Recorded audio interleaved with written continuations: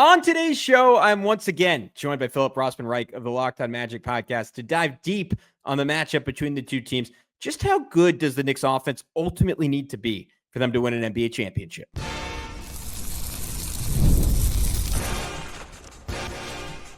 You are Locked On Knicks, your daily New York Knicks podcast, part of the Locked On Podcast Network. Your team every day.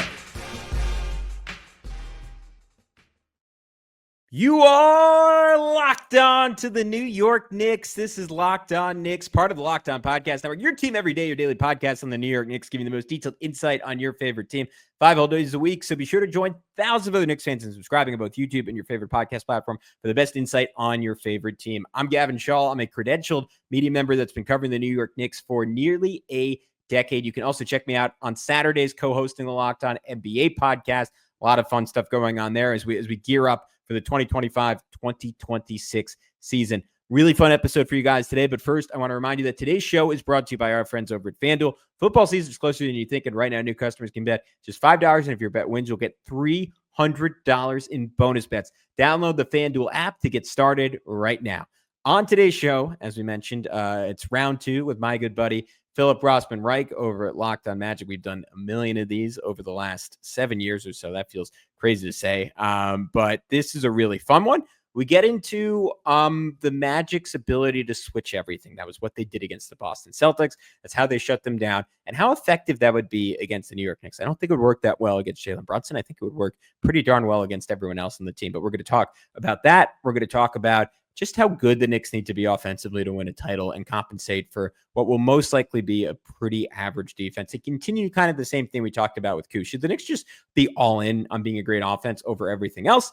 And then finally, we talk about whether the Knicks experience is ultimately going to be the difference maker between these two teams, and continue that conversation from yesterday about realistic expectation for the Magic with all their talent, but still as a very, very young team.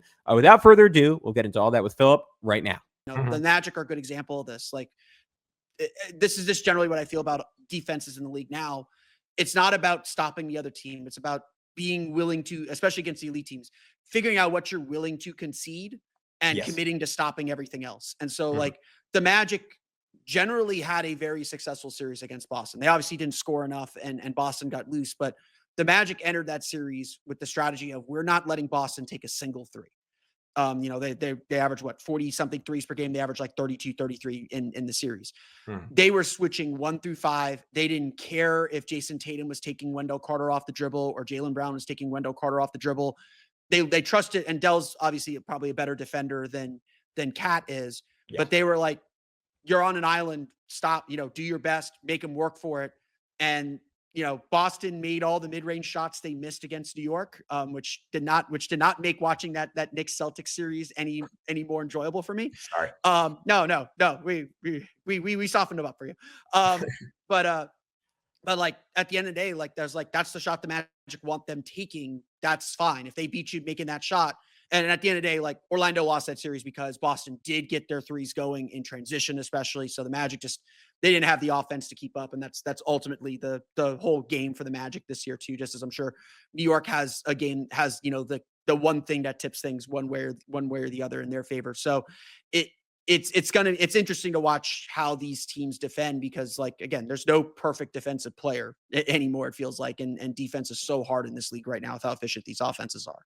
Yeah, it is a matter of there's a luck component to it, right? I mean, against the Celtics, the Knicks gave up 150 open threes in games 1 and 2, and they won in part because they followed what Orlando did, right? And they switched a lot and they mucked things up and they made some of those shots really tough on Boston.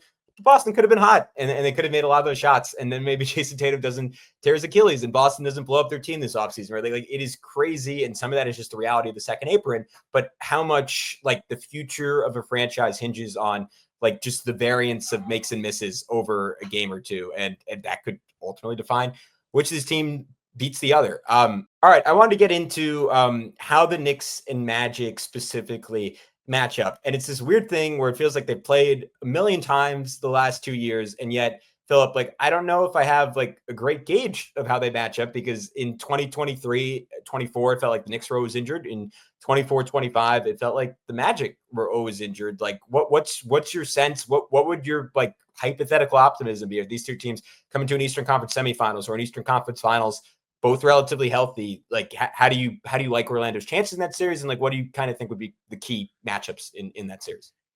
Yeah, I think they're like what I find like fascinating about these two teams is they have both had games where they did exactly what they wanted to do against the other. Like there are games where the Magic just look like they're pushing and shoving and frustrating New York to no end, and they're making shots. You know, Paolo has a pretty good Madison Square Garden record. I feel like at this point, they don't have Karl-Anthony anymore, so you don't have to worry about Cole coming to the Garden and putting on a show for his hometown. Thank God. But there have been games where like the Magic do everything that they want and look like, and New York just look like they can't figure out their defense. And then there are games where there were games, especially last year, where the Magic just couldn't solve the offense that the Knicks have. They couldn't score against the Knicks defense. And it was just like, there never felt like there was a level, to that effect. I mean, like we talked last year before to kind of preview and hype up that NBA Cup game. And Orlando obviously came in without Paolo, and just they had like the 32-point cushion and just no showed that game. New York just ran him out of the building. They ended up playing again in the makeup games after after they both lost in the NBA Cup quarterfinals. They ended up playing again in Orlando, and that was like right after Franz's injury. New York ran him out of the building. And then, of course, like the other game was Orlando on a back-to-back without Paolo, without Franz. I don't even think Jalen Suggs played in that game. No. The Magic found a way to beat the Knicks in New York. I don't know. Like, I don't have a feel for these teams. I think the one thing that always stands out to me about the way the Knicks play now, especially, Orlando tends to struggle with 5-out offenses because they don't, they want to switch everything to just try and limit 3-point shooting. And the Knicks just seem to be the Knicks, I think, especially with Cat, make it really hard for them to maintain a presence in the paint. They leave that paint really open. And that goes against a lot of what the Magic are trying to do defensively and limits their physicality. So I think that's the biggest thing that I look at is the Magic are kind of a coin flip against 5-out, against teams that can go 5-out. It's interesting, right? But you mentioned their success against Boston, like switching everything. And as we're talking, I'm thinking through, like, would the Knicks be better against that? And I do think the one advantage the Knicks have is that Jalen Brunson is one of the most comfortable players attacking the switch, one of the most comfortable players in isolation in the NBA, in a way, not that Jason Tatum is very good at that, but like in a way this helped, and Jaylen Brown for that matter is very good at that. But I think Brunson, especially in a playoff context, might even have a little bit of an edge on those guys with his ability to just make a big man look bad and put him on skates and get to his preferred spot in the mid-range and score over and over again. So that would be the main problem I would see for Orlando. But to that point, like, I think that would be very effective across the board in other ways. I don't really think another defense was that aggressive in selling out against the Knicks just because of like the way, again, with having Josh Hart out there and his unwillingness to shoot threes, like the Knicks were already playing with one hand behind their back. I don't think the Celtics, even as they were struggling that series, or the Pacers, ever really felt pushed to a point where they had to try that. And I'd be curious because we've seen like Mikal Bridges, like certainly like can get to that spot in the mid-range and rise up, but he's almost going to do that against the best defender in the league or the worst defender in the league. So it almost doesn't matter if you switch a guard on him because he's not going to get all the way to the rim. We saw OG Anunoby have a month-long stretch where Jalen Brunson was out, where he played like the best basketball of his life and had a 10-game stretch, right, where he was at like 28, 8 and 5, probably like true shooting in the 70s somewhere. Like he was just absurd. And all of a sudden he had a bag and he had a handle, but we haven't seen that consistently from him, where he's like, he's certainly in transition. He's willing to pin a guy under the basket and go get a dunk, but he's not someone you typically look for to like aggressively hunt a mismatch from the perimeter. Karl-Anthony Towns is extremely limited as a passer off the dribble. And there are times, and maybe Mike Brown would be better about this than Tom Thibodeau, and like draw up sets to get him in the post against a cross match, right? And he is somewhat comfortable in the post, but attacking off the dribble, like he can certainly put his head down and get to the rim, but he's so much better going at opposing bigs than he is doing that to wings, because with wings, he knows that double team is coming, and he, as talented of a passer and orchestrator as he is, just like staring everything down, full view from the top of the key, Isaiah Hartenstein style, he is not a good passer against double teams. And maybe that's something he spends the whole offseason working on. Maybe it's something he gets better at, but I do think Orlando, like being very aggressive, switching across the board, will work very well against the Knicks. On the other end of the floor, again, like I think Mikal Bridges is really the key name. Like OG Anunoby, and this is why the Knicks paid so much to go get him and then paid so much to keep him. He's about as well equipped to guard Giannis or Paolo, just like the true freakish, hulkish tanks in the NBA as anyone, and hold up physically without a whole lot of help. And that's not to say Paolo wouldn't get his points on OG, but I think OG, just like he did with Kate Cunningham, we were talking about that debate before the show. Shout out to Kuka Heel. I think he can stop Paolo from scoring super efficiently. I'd be really curious about how Mikal does against Franz. And to me, that's a much better matchup for Mikal than like a Tyrese Halliburton or Tyrese Maxey, like a quicker guard. And we did see as the playoffs came around, he also did a really good job on Cade and holding up physically. But if that's a matchup where Franz, especially just using a lot of ball screens, dusts him or is able to get Cat on him and dust Cat, like I'd be really interested to see like what pressure points Orlando could poke at in the Knicks defense. And just like in the past, like how good Orlando has been at hunting weak defenders, because we saw Indiana's ability to just consistently put both Jalen Brunson and Karl-Anthony Towns in the action, no matter where they were on the floor. And if that meant like Aaron Nesmith running pick and roll, that means Aaron Nesmith's running pick and roll. Do you think Orlando now with Bane is like pretty well equipped to do that?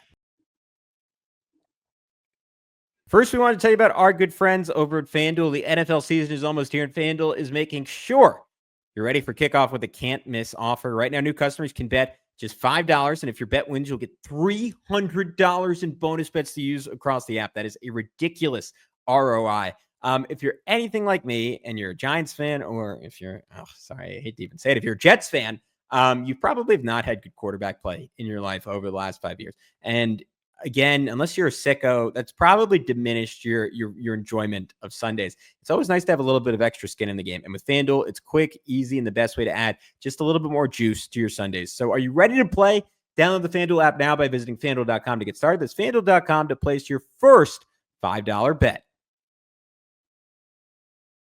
Yeah, and I think that's something the Magic are really, when they're rolling and feeling good offensively, that's something they're really good at. If they sense that you're switching, they teach their guards to screen. I've watched them run drills where Jalen Suggs is setting screens for Paolo and Franz. Like they'll run, I don't know if you could call them inverted pick and rolls with the way that Paolo and Franz like play, but they'll run where their guards are setting screens so that they can get the switch that they want. So in a hypothetical playoff series, they would target Jalen Brunson. They'd be like, oh, Jalen Brunson, then the question becomes like, where are you hiding Jalen Brunson against this Magic team now? Now, we don't know what the offense is going to look like, but theoretically, the Magic have 4 guys who can run pick and roll in their starting lineup as the ball handler, and they can screen with any number of those guys. And that's really why getting Desmond Bane is such a big deal. And why it really does feel like it'll change things. It's not just that he's shot 38% from 3 last year. He's a career 41% 3-point shooter.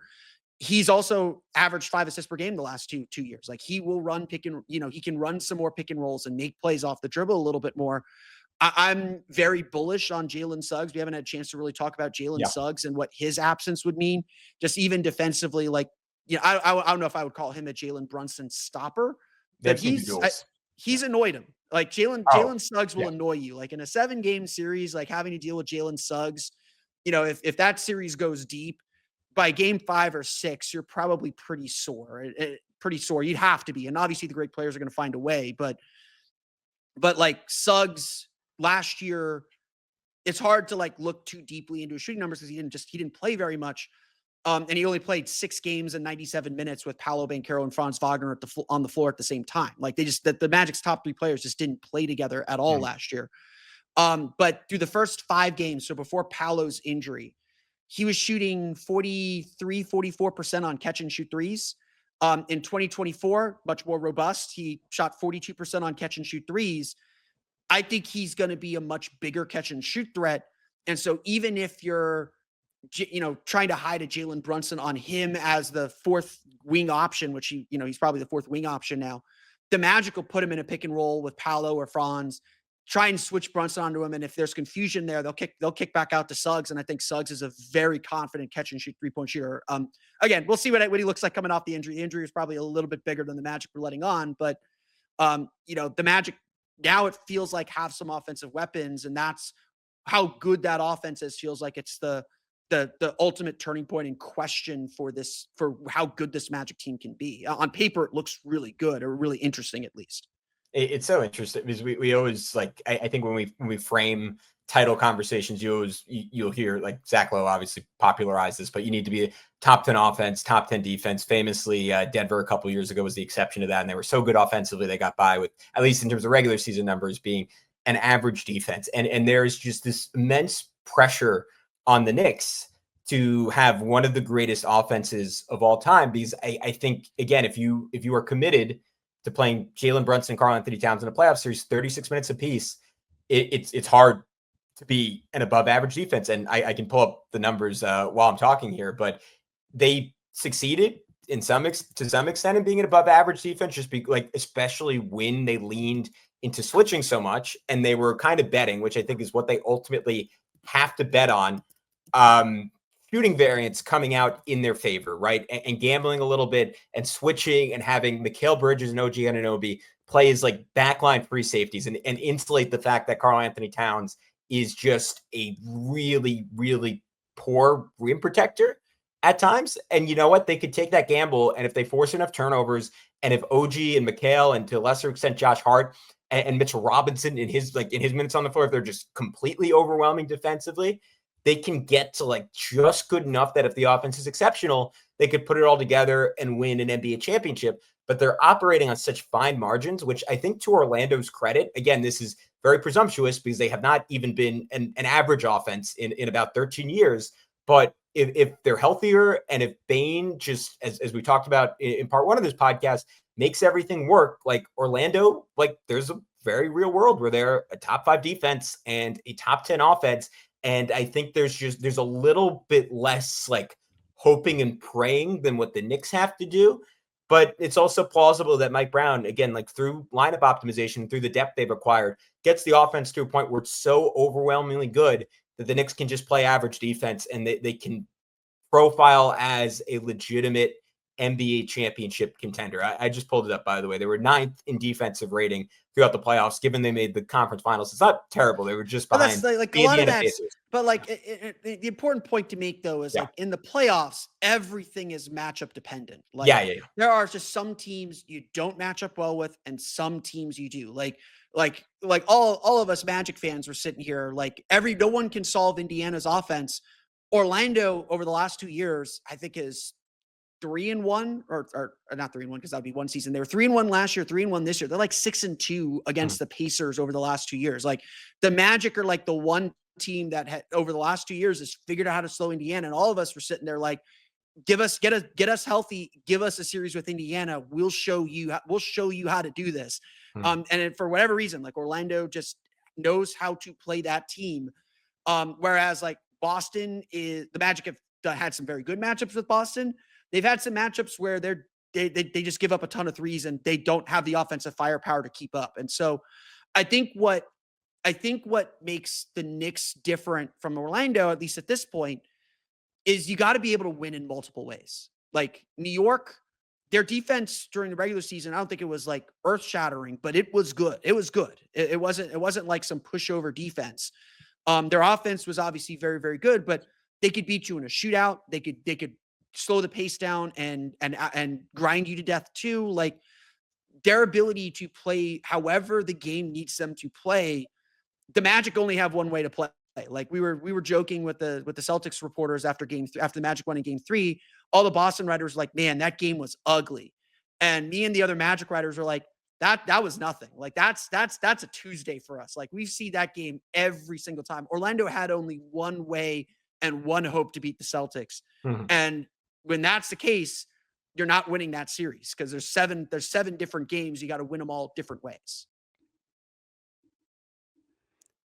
All right, guys, we're going to keep it rolling with Philip in just a sec. But first, we have an important request. Locked On wants to hear from you.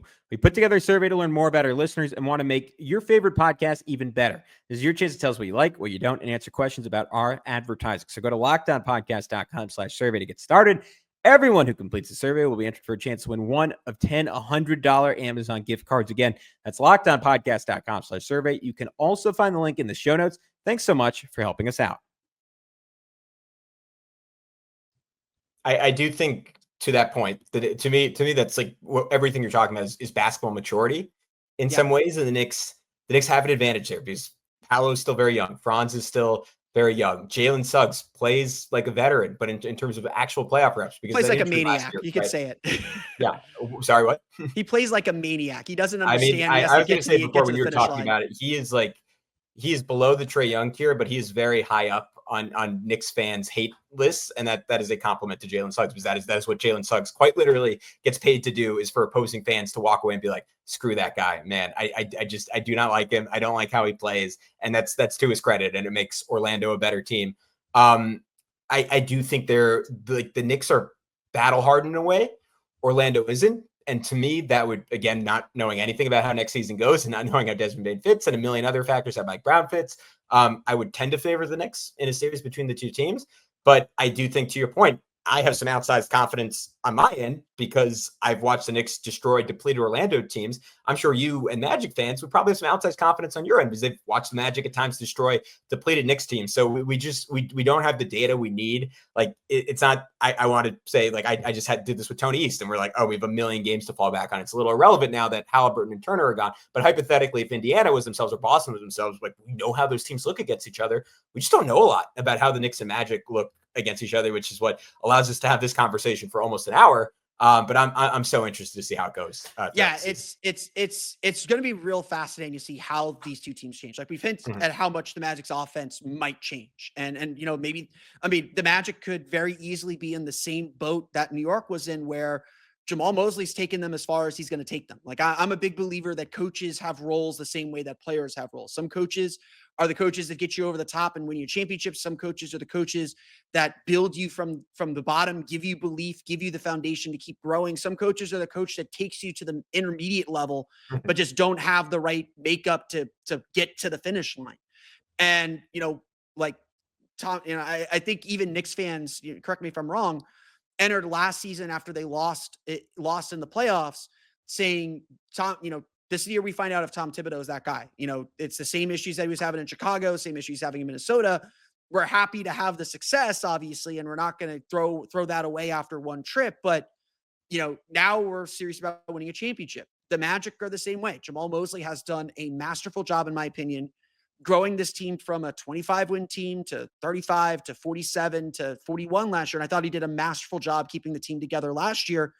There is a lot of belief in what they're doing, but now it's about winning. And when I think he's done a good job in his two playoff series against Cleveland and Boston, but now it's about, okay, you got to win a playoff series and you got to advance deeper into the playoffs and not, look like you're being outcoached or outclassed by anyone else. And if you don't feel like he can get you over the top, like I said in part one, it's better to act early, be proactive about it and make that step, because, if you're reacting to stuff, that's when you lose control and the whole thing falls apart.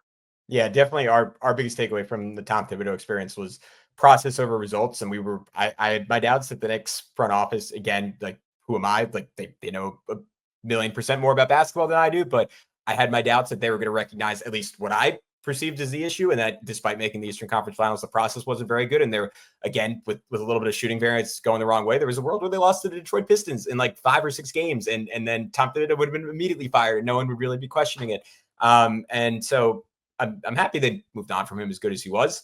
I'm really curious to see how it goes with Mike Brown, because like a lot of the same issues might crop up, and Tom Thibodeau will be sitting on $30 million that he probably spends like just to have like 1 million basketballs in a mansion somewhere. I don't know what Tom Thibodeau does with his money. Laughing about he plays it 48 minutes. Yeah, 100%. All right. On that happy note, Philip Rossman-Reich, we mentioned it at the beginning, but one final time, could you tell everyone where they can find all of your fantastic work over here on the Knicks side if they want to learn even more about the Orlando Magic? Yeah, the best place to find my work is obviously listen to Locked On Magic. We have fun. I like to have a good time. But the best place to find my written work is over at orlandomagicdaily.com, where I am pretty much the only writer, but I'm officially the senior contributor there. All right. And same thing over here, Locked On Knicks. Wherever you can find Locked On Magic, you can also find Locked On Knicks, YouTube, every single podcast platform. Be sure to check us out throughout the season. We say that on every show we do, but I do think when both teams are legitimate contenders, with Philip, we've come up in the world from when we were probably doing these same previews 6 years ago. I think it's now maybe more pertinent than that's not the right word. More relevant than ever that you kind of keep up on your rivals. Yeah, absolutely. And this one, like, we're gonna be on national TV early in the season. We're gonna find out where these two teams are very, very early on. That's a game I have circled on my list. So I'm very excited to see these two teams play. Yeah, might as well. For Philip, I'm Gavin. We'll talk to you very, very soon on Locked On Knicks and Locked On Magic.